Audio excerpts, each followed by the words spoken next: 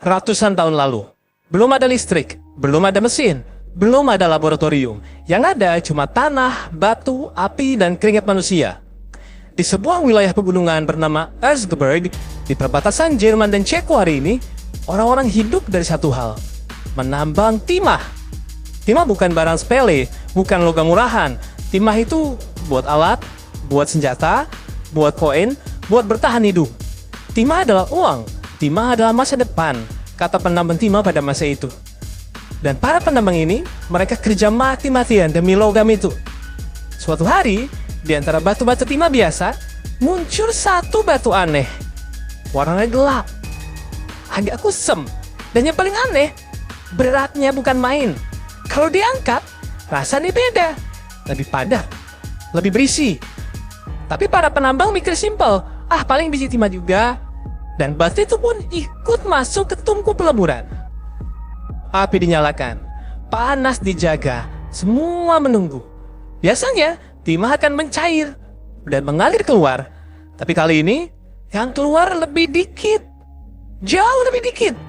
Bahkan ada momen di mana timah ini nggak ngalir. Hasilnya hancur, sisa jadi trek hitam. Para penambang bengong. Loh, timah gue kemana? Ini bukan kejadian sekali. Kejadian ini terulang lagi, dan lagi, dan lagi. Setiap kali batu berat itu ikut dilebur, hasil timah rusak. Jumlahnya berkurang, kualitasnya jatuh. Padahal kayu bakar mahal, tenaga mahal, waktu mahal. Bagi penambang, ini kerugian beneran. Akhirnya, mereka mulai percaya. Batu ini sial. Batu ini makan timah. Batu ini pembawa sial. Karena buat mereka nggak ada penjelasan lain. Kimia belum dikenal, reaksi belum dimengerti. Yang mereka lihat cuma batu masuk, timah hilang. Logika sederhana zaman itu kalau hasil hilang, pasti dimakan sesuatu. Sangat misterius. Karena kesalnya, para penambang mulai kasih julukan. Batu ini disebut spuma lupi. Artinya busa serigala. Kenapa serigala?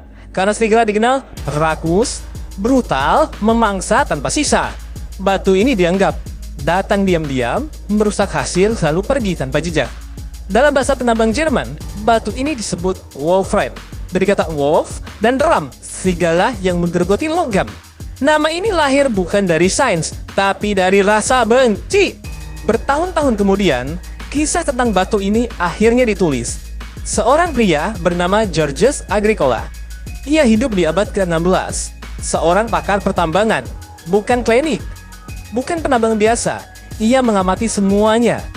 Dan ia mencatat batu berat merusak peleburan, muncul di tambang timah. Dalam bukunya, Agricola menyebut mineral ini secara resmi sebagai spuma lupi, busa serigala. Bagi ilmu pengetahuan, ini momen penting. Karena untuk pertama kalinya, batu terkutuk ini tidak sekedar dimaki, tapi dicatat dan dicurigai. Sementara itu, di Swedia muncul istilah lain, tungsten. Mungkin ini yang sering kita dengar ya. Artinya, batu berat. Karena mineral ini memang nggak normal, beda dari yang lain, agak lain.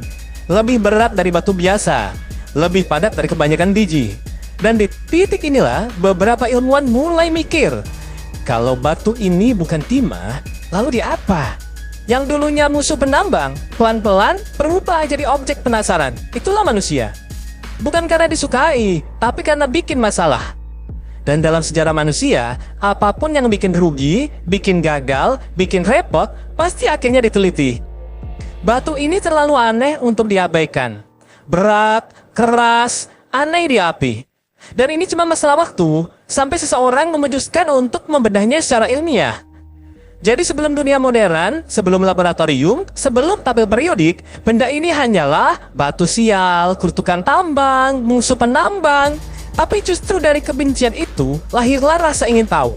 Dan dari rasa ingin tahu itu, manusia akhirnya menemukan salah satu unsur paling ekstrim yang pernah ada. Waktu pun terus jalan, manusia berubah.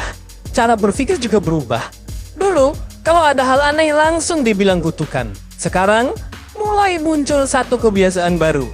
Mengulik, menguji, mencoba. Abad ke-18, Eropa lagi panas-panasnya. Bukan cuma soal perang, tapi soal ilmu pengetahuan.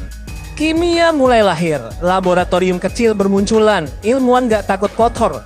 Dan di tengah semua itu, kisah tentang batu berat yang bikin rugi akhirnya sampai ke telinga orang yang tepat. Namanya Carl Wilhelm Scheele, seorang ahli kimia, asalnya Swedia. Orangnya gini, pendiam, teliti, super penasaran. Scheele ini terkenal suka ngubek-ngubek mineral aneh. Bukan yang indah, bukannya mahal, tapi yang bikin pertanyaan. Dan suatu hari, sebuah batu berat dari tambang akhirnya sampai ke mejanya. Scheele gak peduli kalau penambang benci batu ini. Yang dia lihat cuma berat tak wajar, bereaksi aneh di panas, beda dari timah. Dia mulai memecahkannya. Dilarutkan, dipanasin, dicoba dengan asam. Pelan-pelan. Dan di situ, Scheele nemu sesuatu. Bukan logam, bukan timah, tapi sesuatu yang belum pernah dicatat sebelumnya. Dari batu berat itu, Scheele menghasilkan sejenis bubuk kuning pucat. Saat diuji, bubuk ini punya sifat aneh. Dia menyadari, ini bukan timah, ini bukan besi, ini bukan logam yang kita kenal.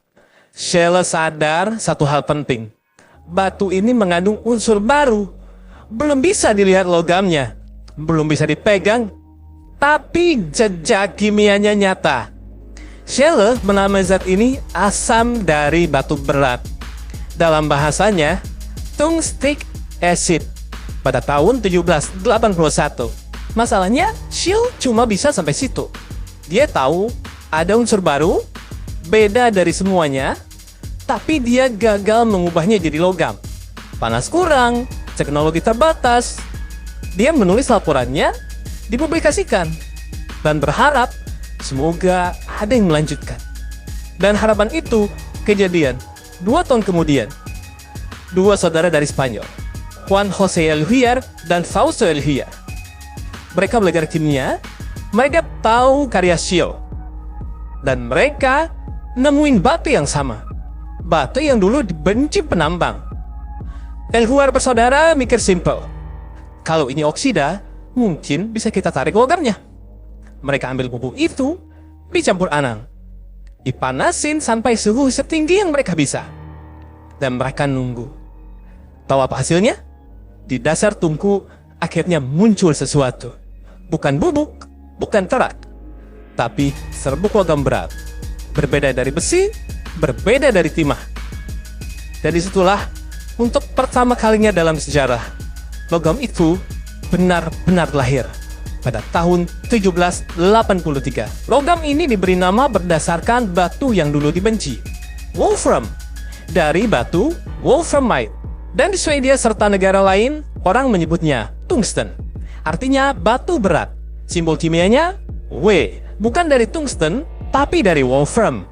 Lucunya begini, batu yang dulu dibuang, dimaki, dianggap sial, ternyata unsur baru, super unik, punya sifat ekstrim. Dan penambang zaman dulu, mereka nggak salah. Batu ini memang bukan timah. Mereka cuma belum hidup di zaman yang tepat. Dari tambang gelap ke meja laboratorium. Dari kutukan ke penemuan. Dari busa serigala ke unsur paling keras kepala di tabel periodik. Sekarang logam itu sudah lahir, sudah punya nama, sudah punya identitas. Tapi masalahnya satu, dunia belum siap memakainya. Logam ini sana, susah dilelehkan, butuh panas gila-gilaan, keras kepala. Abad 18 itu, api masih terbatas, tungku masih sederhana, teknologi masih cupu. Jadi logam ini cuma bisa ditimbang, diteliti, ditaruh di buku, belum bisa dipakai massal. Para ilmuwan sadar cepat, logam ini aneh. Saat logam lain mulai lunak, mulai melaleh, logam ini santai. Dia tetap padat, tetap keras, tetap dingin. Bahkan ketika logam lain nyerah, dia masih berdiri. Ilmuwan sampai bengong, kok bisa gini? Pelan-pelan mereka nyadar. Logam ini punya sifat ekstrim. Titik leleh paling tinggi, sangat padat, sangat keras, susah, aus. Masalahnya, keunggulan ini justru jadi kelemahan. Karena kalau susah dilelehkan, susah dipakai. Akhirnya apa? Logam ini masuk kategori keren tapi belum kepake. Ia nggak dipuja, nggak diburu, nggak populer. ilmuwan lanjut ke logam lain, besi, tembaga, perak. Sementara logam keras kepala ini masuk laci sejarah. Sekarang masuk abad ke-19. Dunia berubah drastis. Revolusi industri datang. Mesin uap, pabrik, produksi massal. Dan tiba-tiba manusia punya masalah baru. Panas berlebihan. Mesin panas, logam meleleh, komponen rusak. Dan disinilah logam keras kepala ini dipanggil kembali. Insinyur buka ulang buku lama. Mereka baca catatan. Titik leleh ekstrim, tidak mudah berubah bentuk. Dan satu nama muncul lagi. Logam dari batu yang dulu dibenci itu. Yang dulu susah dipakai. Sekarang jadi solusi. Masalah lama masih sama, susah dilelehkan. Solusinya bukan dilelehkan, tapi disinter. Logam ini dihancurkan jadi serbuk. Serbuk dipadatkan, dipanasin pelan-pelan. Bukan dilelehkan, tapi dipaksa menyatu. Ini teknik baru. Dan teknik ini mengubah segalanya. Dengan teknik itu, logam ini akhirnya masuk dunia nyata. Bukan sebagai hiasan, tapi sebagai komponen tahan panas, bagian mesin, fondasi teknologi baru. Dan dunia mulai sadar, batu ini bukan kutukan. Batu ini adalah kesempatan. Yang bikin merinding adalah ini. Batu ini dulu bikin penambang miskin, bikin orang rugi, dibuang mentah-mentah. Sekarang jadi tulang punggung teknologi, jadi alat bertahan hidup manusia. Penambang abad pertengahan tidak pernah salah. Mereka hanya hidup terlalu cepat. Sejarah sering seperti ini. Yang dianggap masalah hari ini bisa jadi solusi besok. Yang dibenci bisa jadi penyelamat. Logam ini mengajarkan satu hal. Bukan semua yang susah itu buruk. Kadang kita cuma belum punya alat yang tepat. Kita lompat ke abad 21. Dunia sudah gila cepat. Listrik di mana-mana. Mesin bekerja non-stop. Teknologi makin kecil. Panas makin ekstrim. Dan masalah manusia sekarang bukan lagi gimana bikin api, tapi gimana bikin sesuatu tetap hidup di panas ekstrim. Dan di titik ini, logam dari batu terkutuk itu kembali naik panggung. Di abad 21, panas bukan main-main. Mesin jet, roket, reaktor, industri baja modernan butuh satu hal. Logam yang gak menyerah walau dipanggang. Dan logam ini punya satu keunggulan gila. Titik leleh paling tinggi dari semua logam murni. Logam lain menyerah, dia santai. Di rumah sakit, logam ini dipakai bukan buat senjata, tapi buat nyelamatin nyawa. Contohnya, pelindung radiasi, alat radiologi, terapi kanker. Karena logam ini mampu menyerap radiasi dengan sangat efektif. Lo pegang HP sekarang, kemungkinan besar ada jejak logam ini di dalamnya. Dipakai sebagai pemberat mikro, komponen getaran, penyeimbang struktur. Kenapa? Karena dia berat, tapi kecil. Padat banget, efisien ruang. Bagian ini nggak bisa dihindari. Di dunia militer modern, logam ini dipakai karena fisikanya bukan niat jahatnya. Dipakai untuk armor, penetrator, pelindung panas. Kenapa? Karena keras, padat, stabil di ekstrim. Ini fakta, bukan glorifikasi. Di luar angkasa, semuanya ekstrim. Panas, dingin, radiasi. Logam biasa, mati. Logam ini masih bisa diajak kerja. Dipakai di roket, satelit, pelindung re-entry. Karena gak gampang berubah. Banyak ilmuwan coba ganti. Dengan keramik, komposit, material baru. Tapi sampai sekarang, logam ini tetap dipakai. Kenapa? Karena terlalu stabil, terlalu konsisten, terlalu bisa diandalkan. Dia nggak sempurna, tapi dia jujur. Ingat awal ceritanya. Batu yang bikin penambang rugi, timah menghilang, dimaki dan dibuang.